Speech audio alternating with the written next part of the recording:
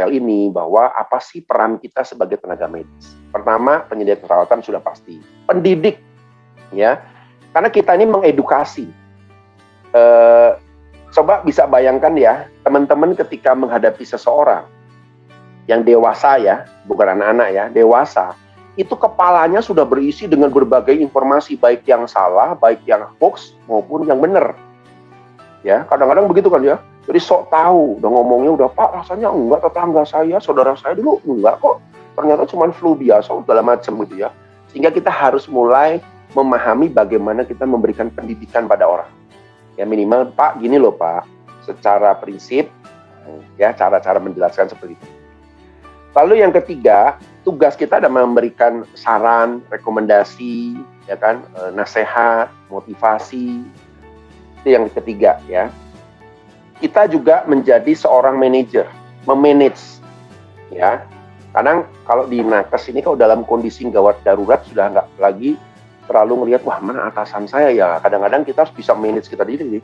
Begitu kita dalam posisi kita, lalu kita ngelihat teman kita lah misalnya lagi kesulitan, ya kita harus bisa membantu memanage. Mbak, sebaiknya gini aja. Nah, ya harus ada inisiatif langsung. Ya. Lalu juga kita sebagai kolaborator. Kenapa? Karena kita juga akan berhadapan dengan lintas profesi ya. Entah itu nanti dengan dinas, entah itu nanti dengan Satgas COVID, entah itu dari RW setempat, pihak hotel misalnya, atau pihak rumah sakit kalau mau isoman dan sebagainya. Jadi keterampilan kita juga harus menguasai ke berbagai macam area bidangnya. Lalu yang berikutnya, kita juga harus bisa jadi leader. Ya, minimal self leader, bisa ngatur diri sendiri. Kan nggak bisa lagi ya pada saat crowded, yang kita bisa andalkan ya diri kita, mengatur diri kita harus bagaimana nih ya, harus ngambil keputusan apa ya. Ya, jadi sebagai leader diri sendiri. Lalu yang terakhir, tentunya kita dituntut jadi peneliti ya. Kalau begini kenapa begini ya? Karena gini kenapa begini ya? Kok orang ini dikasih obat yang sama reaksinya begini ya? Kok ini kok bisa begini ya?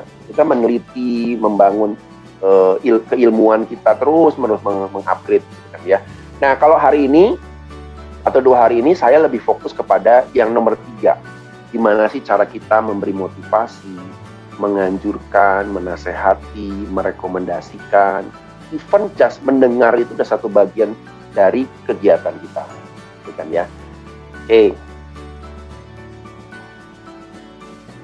Nah, next berikutnya itu peran saja ya. Atau ada yang mau menyanggah barangkali apa enggak Pak? Saya nggak pernah diajar suruh ngedidik orang atau misalnya gitu. Ada nggak kira-kira? Atau sudah setuju dengan bahwa dari 7 poin ini memang ya memang ini peran kita, gitu kan ya? Ada? Masukan barangkali? Silakan Bapak dan Ibu, jika ada masukan bisa langsung open mic saja. Mengenai peran kita, ya. Belum ya? Oke, baik. Kalau belum, kita akan masuk pada sesi kedua. Nah, ini sesi yang menarik nih ya. Bagaimana sih menghadapi stres dalam kondisi seperti ini? Baik kita sebagai, mungkin barangkali juga sebagai orang yang terpapar, gitu kan ya. Syukur-syukur jangan gitu ya. Atau kita sebagai orang yang menangani orang yang terpapar, ya.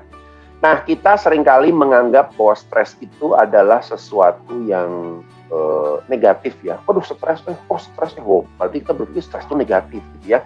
Nah, pemahamannya harus benar dulu, ya, karena nanti kita akan lihat ya bahwa dalam taraf tertentu stres itu bisa menjadi negatif, tapi kapan stres itu juga bisa menjadi hal yang positif, ya. Nah, stres itu kan bisa disebut sebagai sindroma abad 20 ya, walaupun saya nggak begitu yakin ya. Ternyata ribuan tahun yang lalu, ya kan manusia itu sering perang ya, kalau lihat sejarahnya perang dengan ini, perang dengan ini, perang dengan ini, rasanya stres juga pasti ada. Ya, jadi stres itu bukan saja di abad 20, tapi di abad 20 ini stres itu menjadi satu ilmu khusus yang dipelajari sehingga kelihatannya banyak. Padahal stres itu juga nature-nya manusia. Gitu ya. Karena stres sendiri kalau bisa dibilang sebagai self defense-nya manusia. Ya, kita punya self defense untuk menjaga kehidupan kita tuh dengan, ya, coba kebayang nggak kira-kira kalau udah mau celaka gitu ya, santai ya, jangan nggak ya. Kita sudah dibekali dengan reaksi tertentu, respon tertentu.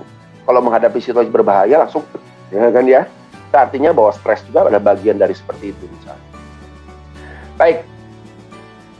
Tanda-tanda stres apa sih? Gitu kan ya. Ini kan kalau teman-teman mungkin pastinya sudah cukup mengenal ya kan, dunia kesehatan juga dekat dengan dunia fisik, psikis yang akan muncul ketika stres. Tanda fisik sudah jelas, ya kan. Tanda mental ini yang sering terjadi, ya, bagaimana seorang itu kadang-kadang secara mental tiba-tiba drop, ya. Kalau stres tuh kadang-kadang orang suka ngeblank, ya. Ibaratnya IQ-nya tiba-tiba jadi turun sedikit gitu ya, diajak ngomong ngaco, diajak komunikasi sering nggak nyambung gitu kan ya. Itu artinya bahwa stres itu punya pengaruh terhadap tanda-tanda mental. Lalu behavior, perilaku, ya, orangnya cenderung misalnya kalau stres itu dari gerakan aja udah mulai melambat, ya, cenderung gerakan-gerakannya kayak yang lesu, lemes gitu kan ya. Jadi behaviornya udah bisa kelihatan. Kalau contoh aja, kalau teman-teman misalnya menghadapi orang yang harus kita jelaskan tentang COVID ya, kan tiba-tiba dari yang, ya Bu, wah, tapi dia udah curiga tuh, wah, ada apa nih ya? Kamu kena positif, langsung tiba-tiba cek aja ya, blocking ya, perilakunya tiba-tiba jadi lemes dan lain sebagainya. Lalu yang berikutnya, tanda-tanda stres kerja. Nah, menurut saya, tugas teman-teman ini tidak serta-merta hanya berfokus pada tugas. Bukan, oh ya, tugas saya pokoknya menjelaskan kepada orang, membantu pengobatan, membantu teknis bagaimana kalau mereka isoman. Enggak. Tugas akhirnya adalah ketika orang itu harus masuk bekerja, kemudian setelah sembuh, mereka harus tetap bisa bekerja secara produktif. Nah, ini kemarin sempat jadi diskusi kita ya dengan batch sebelumnya. Karena apa? Karena kalaupun dari secara penanganan di awal bagus, tapi kemudian ketika kerja, masuk kerja gitu ya, banyak yang ngeblank gitu kan. Ngeblank ini bisa macam-macam. Bisa ngeblank karena memang secara fisik terganggu ya, mungkin nafasnya masih sesek gitu kan ya. Tapi ada yang ngeblank karena aspek psikologis, karena depresinya belum selesai.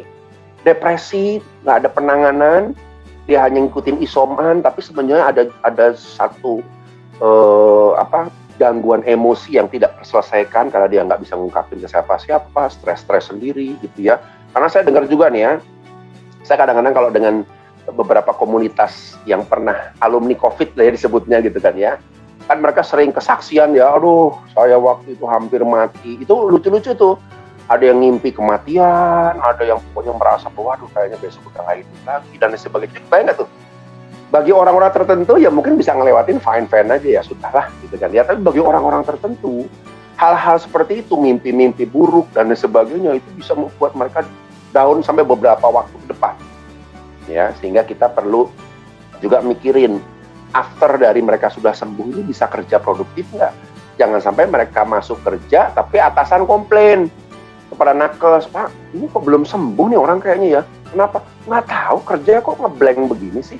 Kerjanya kok nggak produktif, kerjanya kok begini. Nah, kan akhirnya kita cari titik temunya di mana nih? Apakah penanganan di awalnya atau memang kita harus ngerti kepribadian orangnya dan sebagainya. Gitu ya. Oke. Nah, di sini yang saya bilang tadi ya, bahwa stres itu tidak serta-merta semuanya selalu jadi sesuatu yang negatif ya. Dalam tahapan tertentu, stres itu bisa mendorong performance. Kalau teman-teman lihat di garis panah ke atas ya, semakin stres itu sekarang performance kita semakin tinggi pada tahapan tertentu ya. Tapi kalau sudah optimumnya melampaui, nah mulailah stres itu menimbulkan kelelahan dan bisa jadi menghasilkan breakdown. Breakdown itu sampai gangguan jiwa, sampai bunuh diri dan sebagainya, gitu ya. Jadi bentuknya cycle seperti itu, ya. Nah, jadi jangan berpikir bahwa stres itu selalu negatif. Kadang-kadang kita juga sebagai orang yang bekerja gitu kan ya, kadang-kadang butuh tekanan juga tuh. Dengan ada tekanan kita berpikir, dengan berpikir stres kita naik. Tapi dengan begitu kita tiba-tiba bisa menciptakan banyak hal-hal yang produktif, kreativitas, gitu kan ya. Kan kalau teman-teman ingat dulu waktu kuliah kan suka ada ya sistem SKS ya, sistem kebut semalam. Itu mungkin benar juga tuh. Ya waktu masih lama ya santai-santai, tapi udah deket-deket, dikejar-kejar dosen gitu ya. udah nanti bagian TU-nya udah teriak-teriak, ini gimana nih, kok nggak selesai-selesai? Nah, mulailah tension naik. Dan anehnya, kok bisa selesai? Ya, kita punya jangka setahun ngerjain skripsi, tesis. Tapi lucunya dalam sebulan terakhir kita ngerjain selesai juga tuh. Artinya apa? Stres itu sudah membantu kita untuk menciptakan produktivitas yang tiba-tiba mendadak tinggi, walaupun kualitas sih bisa relatif, gitu, ya. Ya, kira-kira seperti itu.